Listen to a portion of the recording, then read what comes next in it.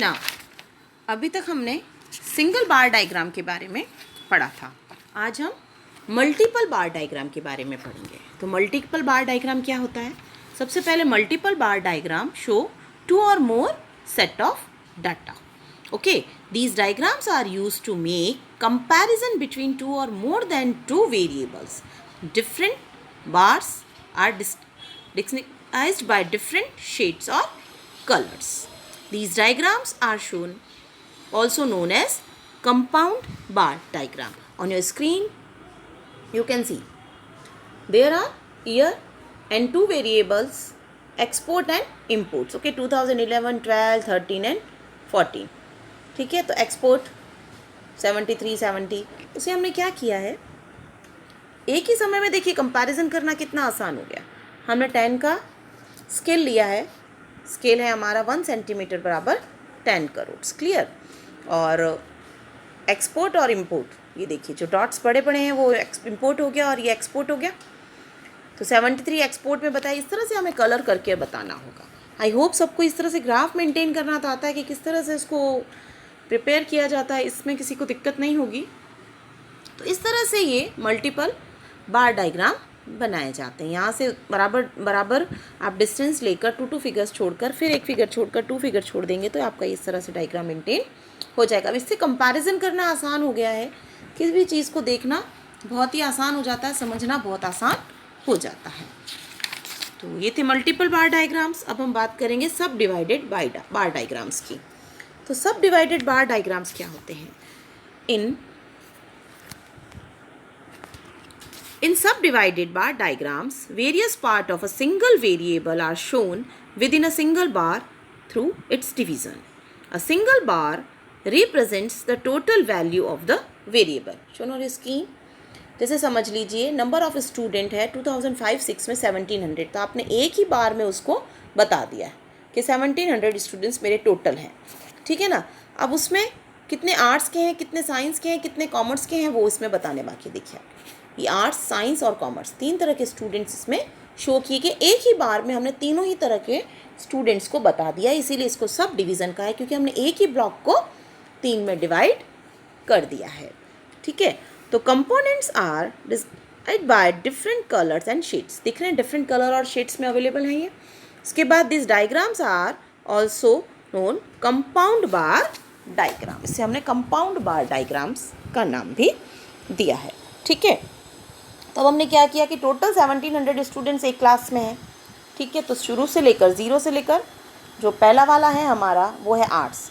तो शुरू में आर्ट्स के बंदे लिए हैं हमने, उसमें 1000 स्टूडेंट्स थे. तो पहले 0 से लेकर 1000 तक हमने आर्ट्स वाले स्टूडेंट को दिखा दिया. उसके बाद 400 मेरे साइंस से बिलोंग करते हैं, तो 1000 में मैं अब 400 ऐड कर दूंगी तो मुझे कितना मिलेगा? 400 मिलेगा. तो यहाँ से 1000 से 1400 तक मेरे आर्ट्स के स्टूडेंट हैं. Now rest of the commerce, तो 300 कॉमर्स के स्टूडेंट है. तो 1400 में मैं 300 ऐड कर दूँ, मतलब 1700 टोटल हो गए. उसके बाद मैं इसको शो करूँगी. तो ये मेरे इस तरह से एक ही ब्लॉक के अंदर एक ही बार डायग्राम में तीनों के तीनों आ गए हैं. अब आपका 2006-07 में आपके वही चीज़ आप फिर से रिपीट करेंगे और इस तरह से ये सब डिवीज़न डायग्राम बनता है. ना come to the percentage bar diagram. Percentage bar diagram क्या होता है? The total length of each bar is kept 100. A percentage bar diagram shows the magnitude of various components as a percentage of the total. The different components are wise from each other by different color or shade. देखिए आपके example के रूप में food, clothing, house rent and other expenses and total given है.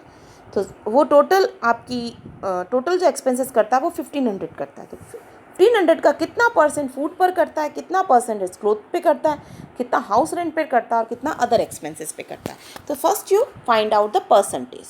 तो percentage find out करने के लिए जो फॉर्मूला है वो ये इस तरह से है.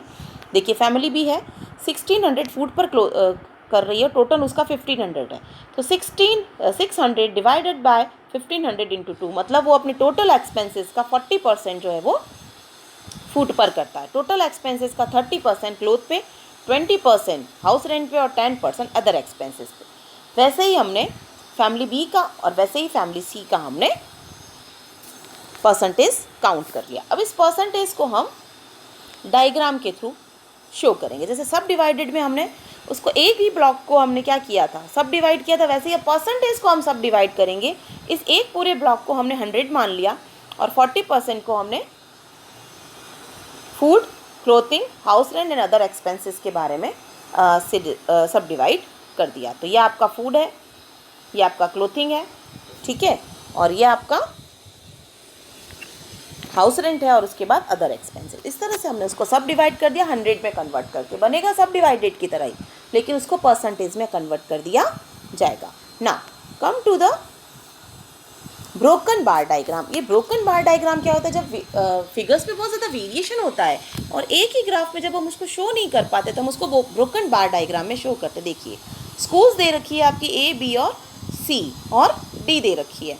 उसके अंदर आपके नंबर ऑफ स्टूडेंट्स आपको बताया 400, 600, नाउ 4000 स्टूडेंट एंड 300 स्टूडेंट। अब इसको एक ही ग्राफ में मेंटेन करना बहुत मुश्किल हो गया है। तो जब ऐसी बात आती है तो क्या करना होता है, ब्रोकन डायग्राम बनाना होता है। वो कुछ इस तरह से बनेगा आपका।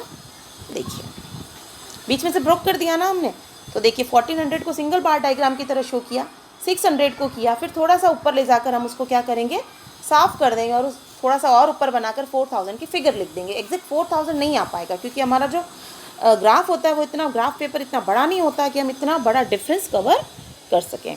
तो इस तरह से इसको ब्लॉक कर दिया जाता है और ऊपर उसके बड़ी फिगर लिख दी जाती है। सेम नीचे वाली तो फिर से छोटी है तो हम उसको कंटिन्यू करेंगे। तो इसे हमने नाम दिया है broken bar diagram. Now come to the next, derivation.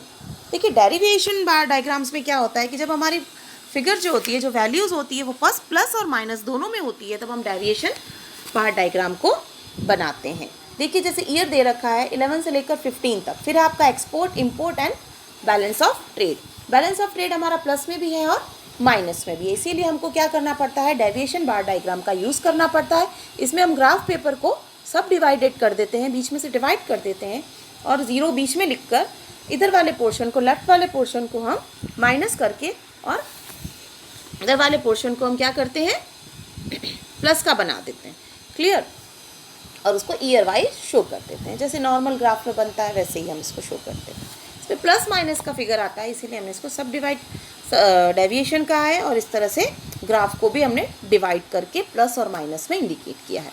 तो ये थे आपके टाइप्स ऑफ बार्स डायग्राम। अब हम नेक्स्ट लेसन में करेंगे पाई डायग्राम्स। ओके।